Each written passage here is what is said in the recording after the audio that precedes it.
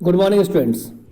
कल मैंने आप लोगों को एक्सरसाइज 3.2 में क्वेश्चन नंबर 1 और क्वेश्चन नंबर 2 करा दिया था। आज हम लोग बात कर रहे हैं क्वेश्चन 3 की। इस क्वेश्चन 3 में लिखा हुआ है on comparing the ratio A1 upon A2 comma B1 upon B2 and C1 upon C2 find out whether the following pair of linear equations are consistent और इनकंसिस्टेंट। कल ये टॉपिक आया था। कंसिस्टेंट क्या होता है? जो आपका यूनिक सॉल्यूशन है, जो आपका इन्फिनिटली मैनी सॉल्यूशन है, दे आर कंसिस्टेंट। या छोटी और सरल भाषा में कहें तो जिसका आंसर निकल जाता है वो कंसिस्टेंट है और जिसका आंसर नहीं निकलता वो आपका इनकंसिस्टेंट है। या ये कह लो कि आप कंसिस्टेंट में जब हम बात करेंगे कंसिस्टेंसी की तो कंसिस्टेंट में आपका A1 upon A2 is not equal to B1 upon B2, साथ ही साथ A1 upon A2 equals to B1 upon B2 equals to C1 upon C2 होता है। ये दोनों आपकी कंसिस्टेंट है। कौन कौन से? A1 upon A2 is not equal to B1 upon B2 and A1 upon A2 equals to B1 upon B2 equals to C1 upon C2। These two are called consistent. और इसी में अगर हम बात करें इनकंसिस्टेंट की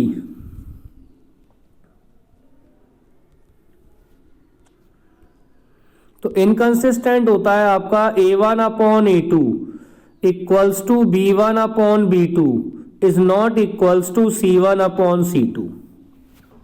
आप इस रेशियो को कंपेयर करेंगे और कंपेयर करने के साथ इसे चेक करेंगे कि यह कौन सा कंसिस्टेंट है और कौन सा इनकंसिस्टेंट है।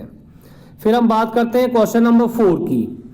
यहां लिखा हुआ है which of the following pair of linear equations are consistent and inconsistent. बिल्कुल सेम जिस तरह से आप थर्ड क्वेश्चन में चेक कर रहे हो कि ये कंसिस्टेंट है या इनकंसिस्टेंट है, तो फोर्थ वाले क्वेश्चन में भी आपको यही चेक करना है कि ये कंसिस्टेंट है या इनकंसिस्टेंट है। फिर लिखा हुआ है इफ कंसिस्टेंट, अगर ये कंसिस्टेंट है then obtain the solution graphically, तो फिर आप इसका सॉल्यूशन ग्राफिकली दो।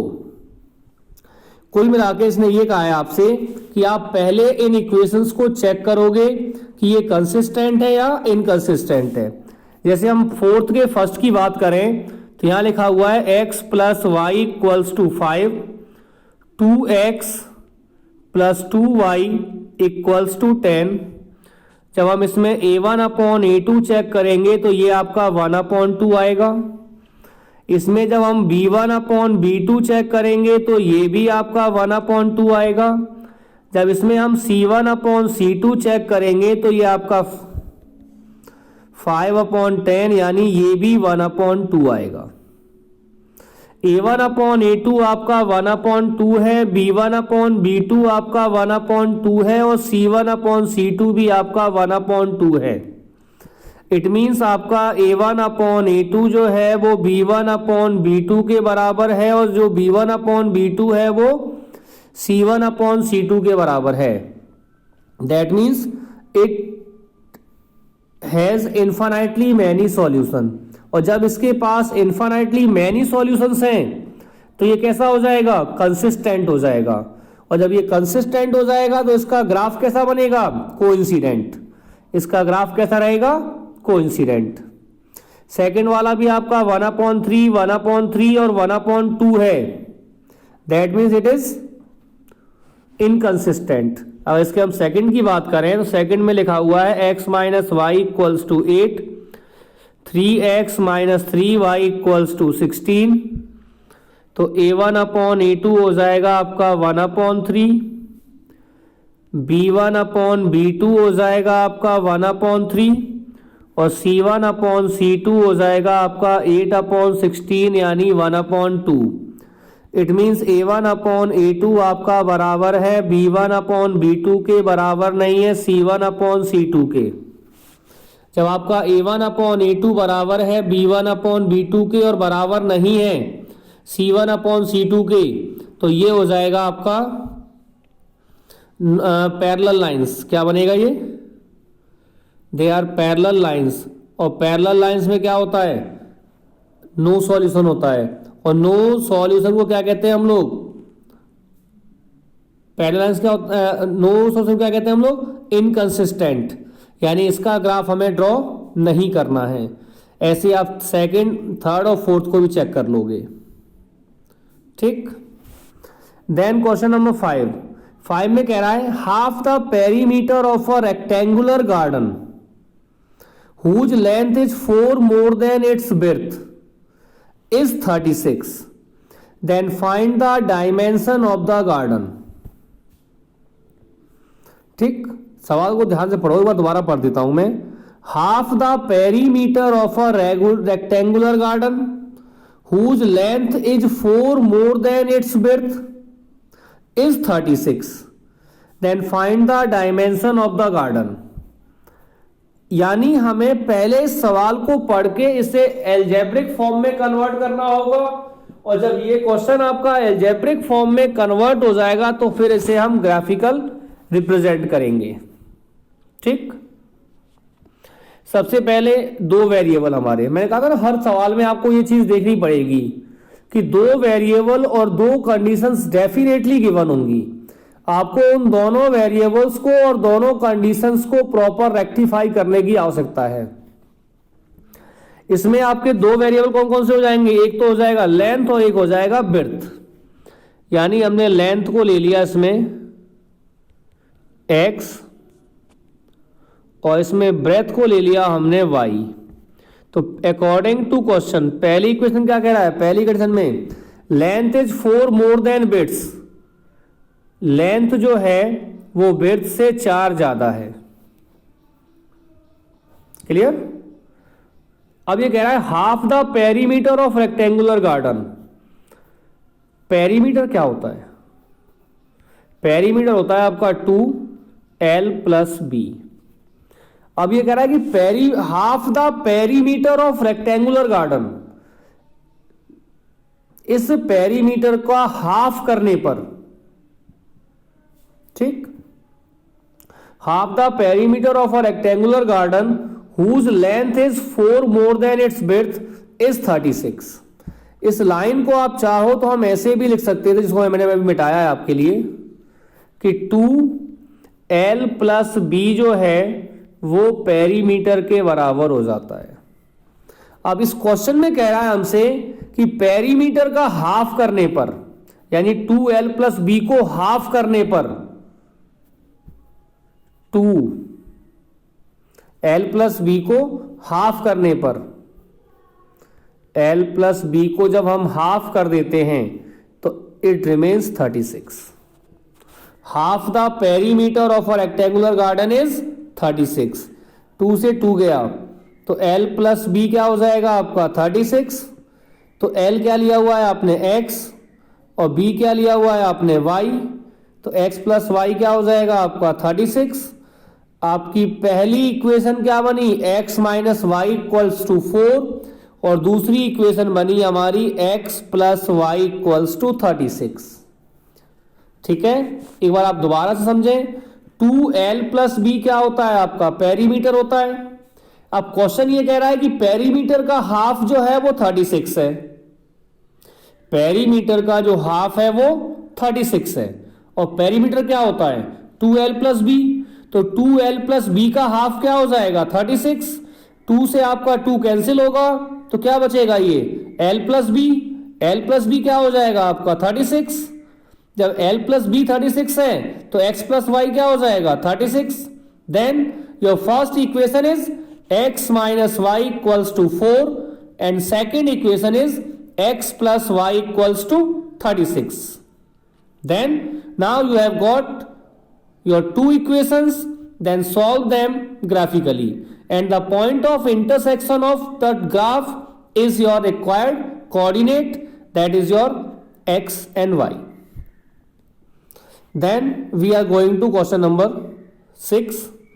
Here we have given the linear equation 2x + 3y - 8 = 0.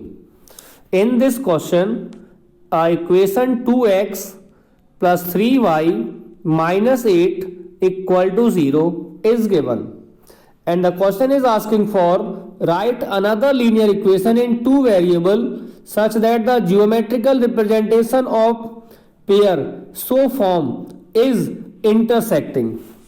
यानी हमें इंटरसेक्टिंग के लिए एक कंडीशन बतानी है.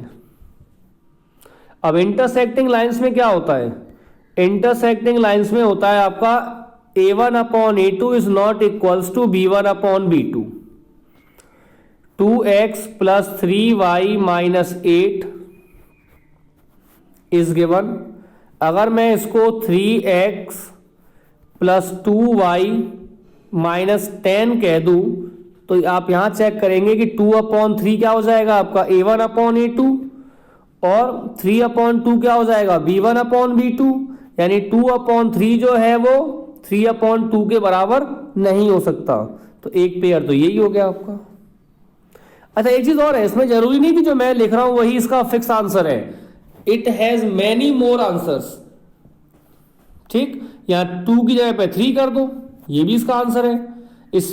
इसको 8 कर दो, ये भी इसका आंसर है. बस ये ध्यान रखना है आपको कि ये a1 upon a2 is not equal to b1 upon b2 को फॉलो करे.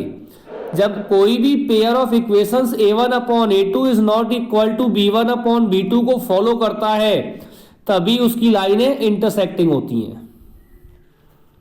देन अभी लिखाता है यहां पे 2x plus 3y minus 8 equal to 0. अब हम लेंगे इसके लिए पैरेलल लाइंस. पैरेलल लाइंस में क्या होता है? a1 upon a2 equals to b1 upon b2. ध्यान देना, 4x प्लस 6y 1/2 1/2 1/2 और 1/2. हम लोग बात कर रहे थे पैरेलल लाइंस की, और पैरेलल लाइंस में होता है a1 upon a2 equals to b1 upon b2 equals to c1 upon c2. अब 2/4 का मतलब 1/2, 3/6 का मतलब 1/2. अब क्या बचा? Is not equal to c1 upon c2. भाई पैरेलल लाइंस क्या होता है? a1 upon a2 equals to b1 upon b2 is not equal to c1 upon c2. अब यहां आपको ऐसी वैल्यू पुट करनी है कि 1/2 के बराबर नहीं हो, कुछ भी लिख दो. 2/4 का मतलब 1/2, 3/6 का मतलब 1/2 और 7/8 जो है वो 1/2 के बराबर नहीं हो सकता. ठीक है. देन है आपका कोइंसिडेंट. तो बिल्कुल ही आसान होता है, इसके जो सब रेशियो बराबर होनी चाहिए. 2x plus 3y minus 8 equal to 0. कुछ से भी इंटू कर दो तो ये हो जाएगा 4x plus 6y minus 16 equal to 0. 1/2 1/2 1/2.